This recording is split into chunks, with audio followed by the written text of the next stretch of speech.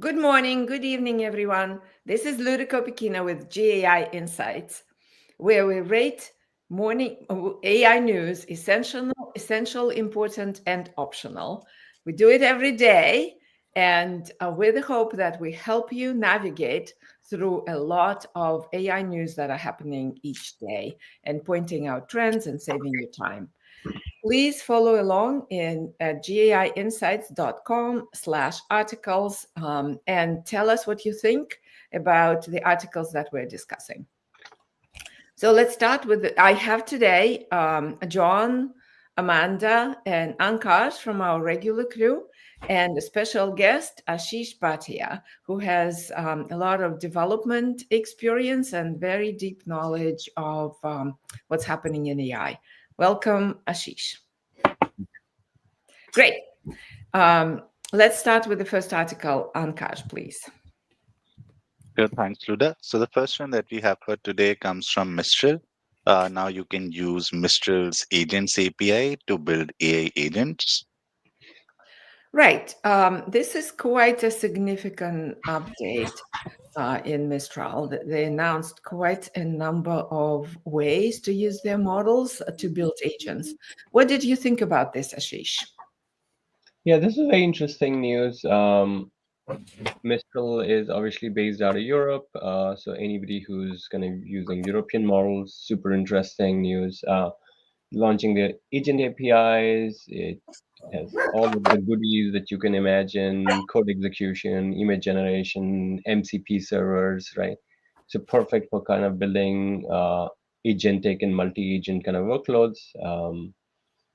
The only thing that I thought, important news for me, I thought this was really important, was they using a different API form factor, like OpenAI uses Response API versus these guys are doing Agent API. Uh, Most of the companies had chat completion for kind of assistant workload, so that was very easy for developers because the API form factor was very similar. So I've not actually looked at the API documentation. So that might be another thing that folks would have to consider if they're trying to do model agnostic development of some sort, that the APIs might not be completely portable. But other than that, I would say important. Important news. What did you think about this, Amanda? Yeah, I also think it's important news, being that it's Mistral that came out with this. And there's a bunch of different, very high level, though, use cases that you can use this for. And again, it's like taking a typical sort of generative AI to a next level. But again, since it's a Mistral, I think it's important for the leader to be aware of this development. Okay. John, we're going important here. Are you okay with that? Yes, I thought for the same reasons. Okay. Paul, welcome. Important. Anything to add? No, I had optional product announcement. Vendor with not a lot of market share, but I'll support the group. Okay. Important it is. Let's proceed then. Okay, the next one comes from SoftBank, and they have launched their large telecom model. Yeah, this is one of those vertical reinforcements, if you will, feeding the regular foundation model with the information from their specific area, and they go deeply into the use cases and the like. Amanda, what did you think about this? Yeah, so basically where you're going with this, Luda, I thought this was important due to the fact, yes, it's a use case. So for me, sometimes, if you're not in that industry, it might not be as relevant. But to your point, it does really dig deeper into the use case. And so I don't know that it's groundbreaking in that, yes, you're training it on your data and then you're adding in sort of, I guess, publicly available data, things like this. So there's a lot of different data sources. So I don't think this is like a groundbreaking research of something we've never heard before. But I do think there's a decent amount of detail in here for the leader to dig into. And I think it's something that maybe they could take some learnings away from, even if you're not in telecom in this industry, that you could apply it into your own industry. So I rate this as important for the leader. Okay. Paul, are you going to counter with optional? Paul, you're on mute. Okay, as Paul is looking Figuring for things out. Yeah. Yeah, John, what Yeah. did you think? Yeah. I give it an important as well. Telecoms is such a huge area, and the idea of building out vertically relevant models, I think is something that different leaders need to understand. I was on the border between important and optional. If you look at the kind of things, I thought that, the examples they had in there were pretty good. Base case and configuration, maintenance, operations, sales, these are, if you know anything about, telecommunications, these are, big parts of what they do. Engineering and marketing basically run those companies. Yeah. And so, these are right in the core. And then, this notion of configuration optimization, when they're looking at a stadium or something like that, I mean, that's stuff they worry about every day. So they're supporting critical, this isn't some tangential, if they're actually using it, to the level that they're saying, this is not some, tangential activity. So I was going to give it an important. Okay, Ankash, if you can scroll down to the use cases, there's three boxes down in the article. And as you're doing this, what did you think about this, Ashish? I was like John in between optional and important. So a couple of things that really hit for me were use cases. These are kind of core use cases of the business. So that was really nice. I also like the fact that they talked about, again, fine tuning the models and the kind of data sources they were able to bring to fine tuning. But I also felt that, again, the whole article is very high level for me. I mean, there wasn't enough learning. The things that take me off a little bit, they were trying to spin these new kind of terminology of large telecom model. It's a fine-tuned large language model, human AI, and all of that stuff. Where they're trying to spin stuff, but otherwise, I was in between important and optional. If it's important, I would be okay with that. Okay. Yeah, I was actually as a demonstration case for a verticalization and using specific information from the particular industry as a good use case. However, it's really a little light, as Ashish, you and Amanda, you both pointed out. So maybe we go optional on this one, guys. Because let me make the case for optional. I mean, this is not 2 years ago. We've already seen study after study where Gen AI investment as IT is now beating security. If you're a company not looking at this at all, your corporations, you should be fired. And so this is table stakes. So there's going to be 100,000 companies that need to be looking at their core operations here. So I saw absolutely nothing novel, detailed, or unique here. Okay. All right. Optional it is. Let's proceed. Ankash, please. Okay, the next one comes from QTA, and they have launched something called Unmute, which can make LLMs listen and speak. Yeah. What did you think about this, John? Yeah, well, first of all, I want to get the people from Qt AI to start naming everything. Because I love Qt AI, the way they have it spelled, and then, Unmute is their product name. They can teach OpenAI some things, and the rest of them as well. I was going to give this an optional. This is in the, in the category, everyday miracles or whatever we're going to call them, ordinary wonders. And just amazing. You can give it a sample of voice. It comes back. It has low latency. It's just fantastic as a model, and the ability to talk to it. And I do believe that conversation is a whole category that we're just getting into in terms of interface, like robust conversation, because that's our normal interface, right? Humans like to talk with each other and with things. So unbelievable, great technology, fun little videos in terms of what it can do. But I was going to give it an optional.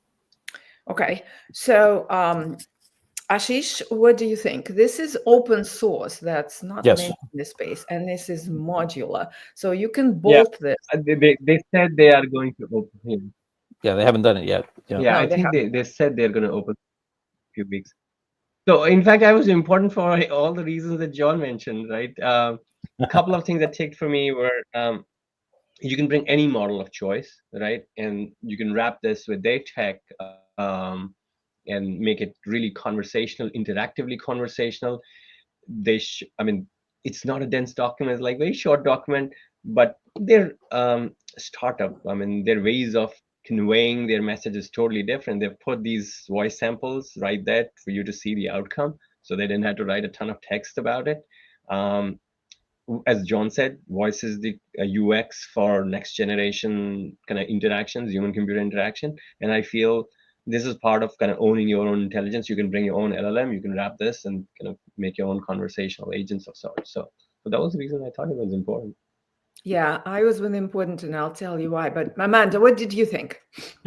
Yeah, I would be important if there wasn't a couple mentions in here about staying tuned and kind of it's not out yet. So I feel like if it was something that we could start using right now, then I would say it's important because, again, I totally get it's an everyday miracle, but I do think anything that's kind of taking capabilities above and beyond to a next level is worth even saying somebody's doing this at all, even if it's, not the biggest player and, it's going to take off overnight. I still think it's worth mentioning. But again, because I don't see that you can really use it yet, for that, I'm optional.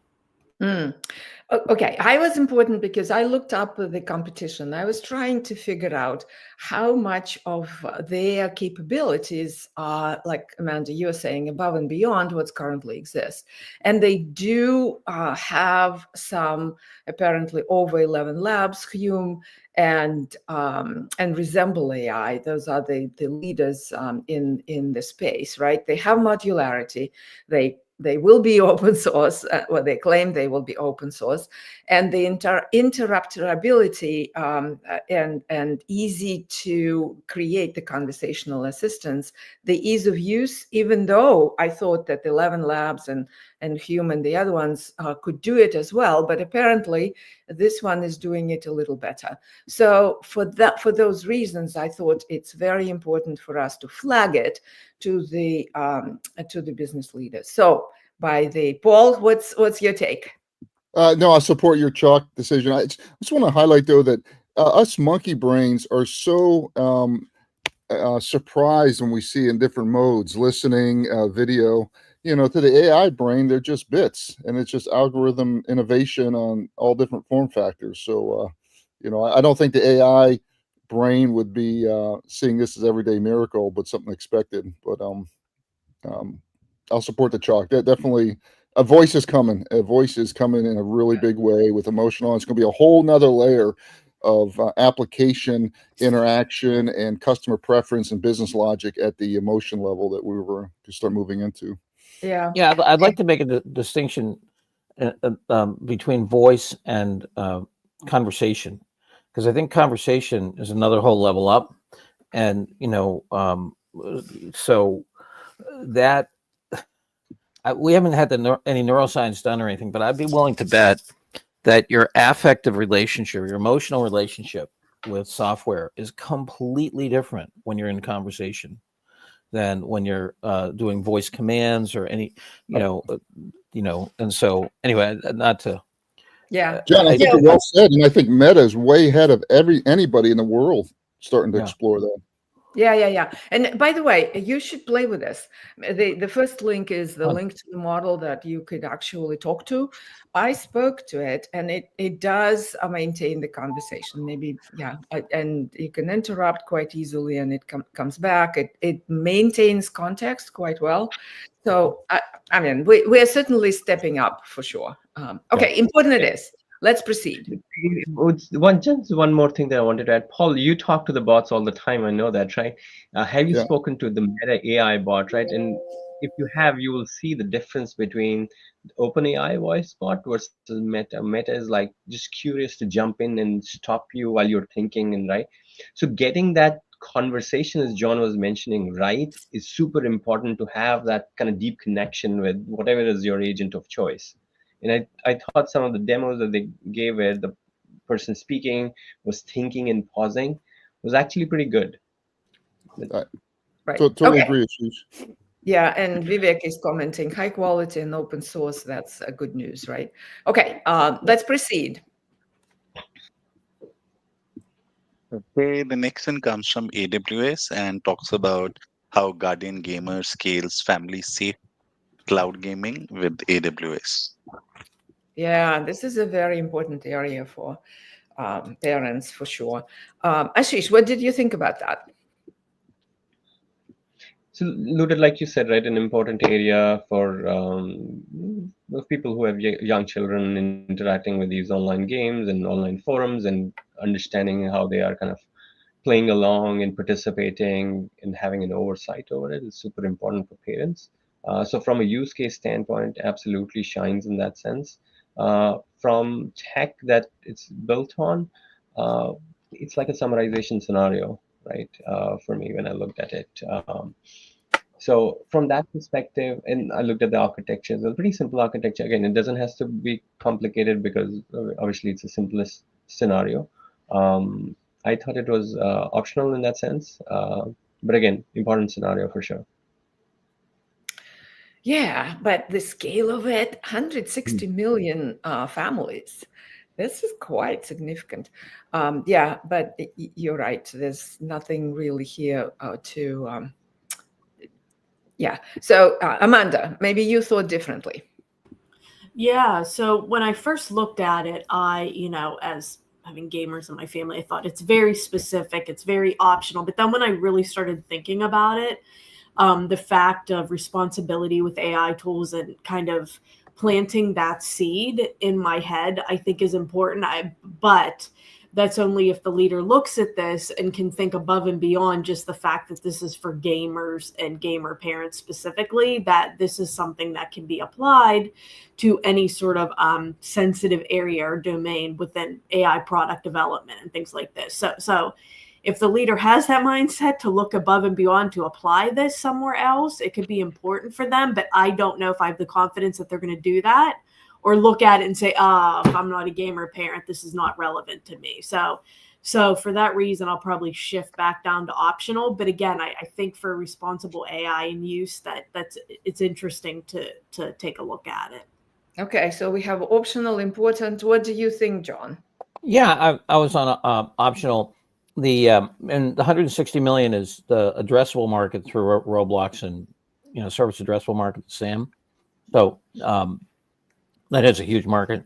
I think that one thing that occurred to me as I was reading this is that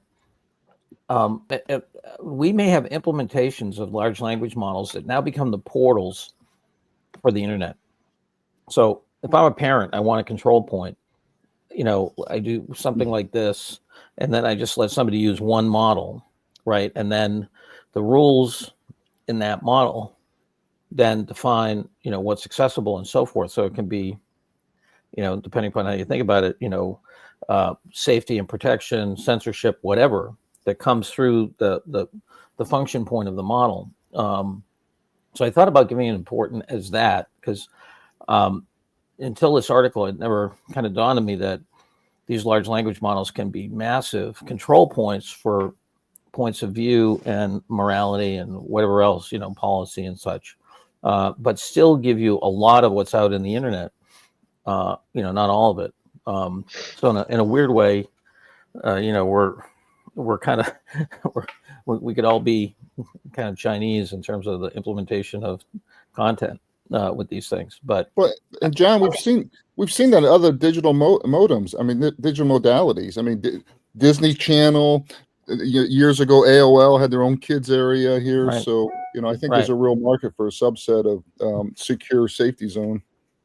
Yeah, no. So as a wrapper that Amanda and you, John, just pointed out, as a directional case that you could wrap around and create a safe area, but have the open access to the internet. This is a great case, but the case itself doesn't point out any of this.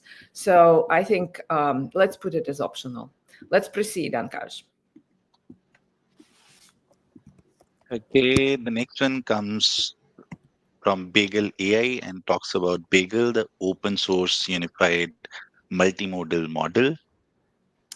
Yes, another model with a great name, Bagel. Amanda, what did you think about that one? Yeah, I think that was the best part of this one was the name. I didn't find anything sticking out for me on this one at all. Just yes, another multimodal model. So I was very optional on this one. Okay, John? Yeah, I was optional as well. Not a great article. Fun name, optional. Okay. Ashish, Amanda, Paul, okay, optional. Ashish, optional. I think Ashish is frozen. Ashish, are you on? Oh, yeah, Okay. I'm okay with optional on this one. Okay, let's proceed. Optional it is. And the last one, Ankash. The last one comes from Signalfire, and it is the State of Talent Report 2025. Yeah, it comes from a VC firm. Yeah.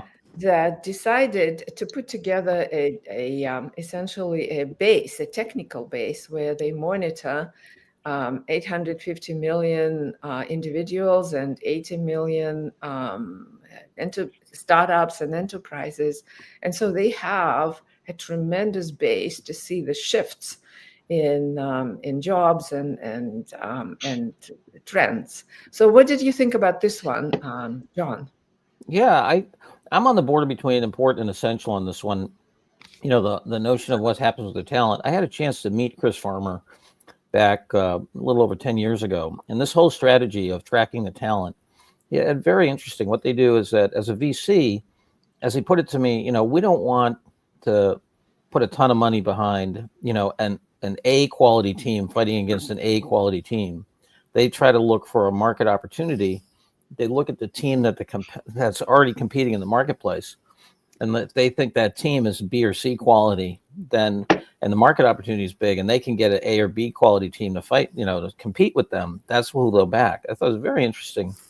Such an essential part of starting new businesses, and they do it pretty comprehensively. They started out, you know, just scraping LinkedIn and things like that, and to get to this scale, they must have done more, I imagine. But you know, I thought it was really interesting. I mean, little something that, you know, I was thinking my alma mater, Harvard, you know, they should look at here. I mean, the graduates are coming out, the Gen Zs aren't getting hired. You know, once again, we in the baby boomer and, you know, millennial generation are, you know, holding on to power here. But I thought it was really interesting. I also thought that you know, the ability for Anthropic to hold on to talent was impressive, the building their culture there and so forth. And that's going to be a big deal, especially with Anthropic really continuing to lead in code development. So I thought for our AI leader, this is at least important, maybe essential, about what the dynamics of hiring are, you know, how different IT departments and startups are hiring or not hiring talent. You know, part of it is the I'm not sure I agree with their causality. They said that basically it's the end of free money because interest rates have come back up, so hiring has gone down. Yeah, I mean, I can believe you have more of a less of a capital substitution for, I mean, capital, you know, expense on labor given higher interest rates, but it seems like a different. I think there's a different dynamic. Things are getting more competitive. AI has come into the fold. There's way more volatility and uncertainty. You know, I don't know what the VIX has been, you know, over the past little bit, but this current administration, I think, is driving incredible amounts of market volatility. Yeah. So that generally, you know, slows down hiring.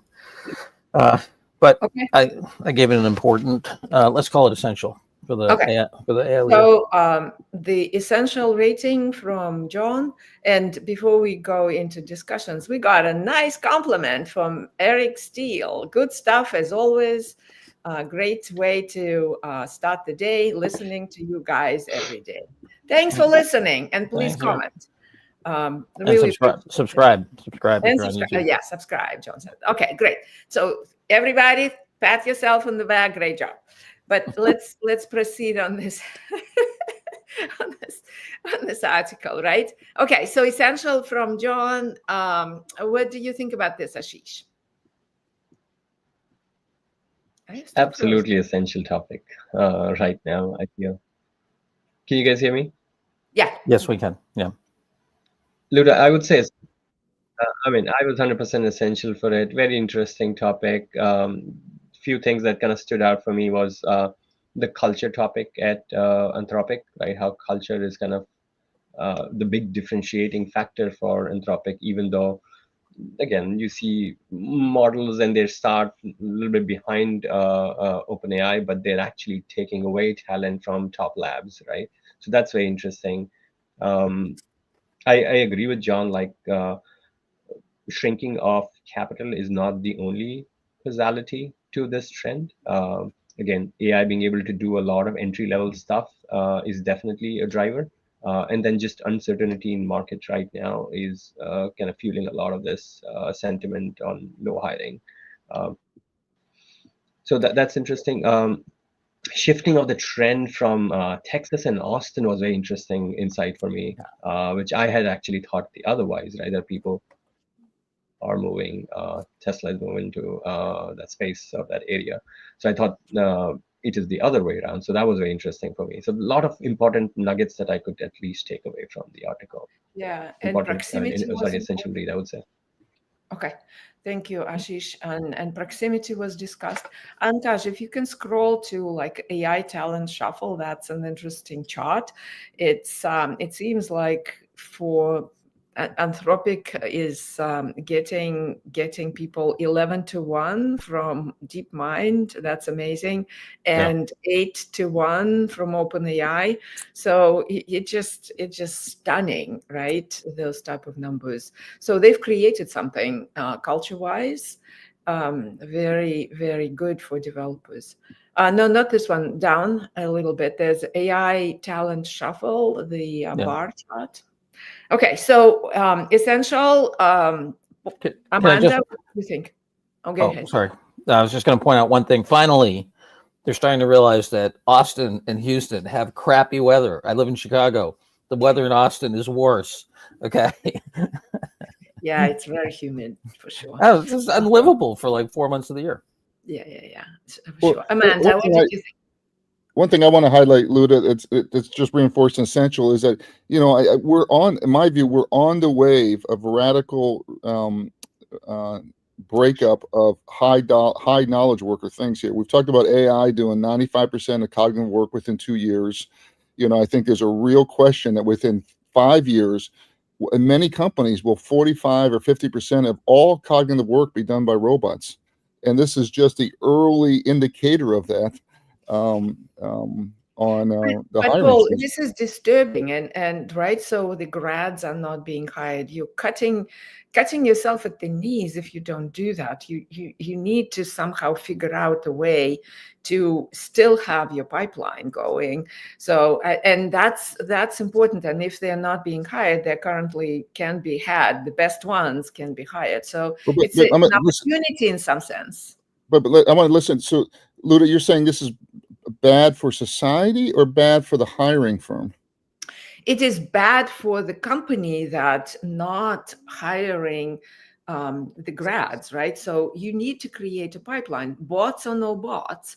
You need to allocate, or I think they will allocate some space for the bots, but you need to have human pipeline going as well, right? Yeah, I hear you. I think that's a traditional way of thinking about these professions. I think that we're going to see whole new models of unskilling. I think we're going to see a flourishing of small companies because of the access to, you know, cognitive capital as well as financial capital. Maybe that's where they're going to learn. But this trend of hiring only the experienced folks and taking the pyramid to more of a Taurus or a diamond or whatever. I'm hearing the same thing in law firms, banks, it's a cross. consulting. I mean, this is a completely different labor market we're going Wall Street analyst. Right. But what I'm saying, I understand that it is now and it will continue happening for a little bit. But at some point, you will need to look at your human pipeline and see what is happening to support your growth, right? So you still need good professional humans. So whether it comes here and you grow them, or you build the more senior people, you hire them in these junior roles. I don't know. You know, Luda, I know we're over time, but let me just disagree in the following way. I agree with you eventually, but I think we're going to see an unbelievable. Well, first of all, the government is unemploying lots of great talent right now, which some of that's going to go commercial, right? With all the cuts that Musk did. I think you're going to see an unbelievable number of baby boomers and millennials who are now going to be they're now going to be available because of AI. So I actually think that it's going to take a while to absorb that inventory. Yeah. And people are going to go that now. And John, to reinforce that, we're walking into recession here. We're walking into CFOs saying no new hires unless you can prove that AI can't do it. So it's a brutal market in the next 2-3 years. I think. Yeah. Okay. So let's essential it is. Let's wrap up. Ankash, please, with the scorecard. I think we have one essential, two importance, and the rest are optional. And Lucinda is giving us a compliment. Thanks, Lucinda, for the good discussion. Thank you. All right. Yes, confirmed. And that wraps up for today. Thank you, Ashish, for joining. Thank you all. We really appreciate your comments, and I will see you tomorrow. Good to see you, Ashish.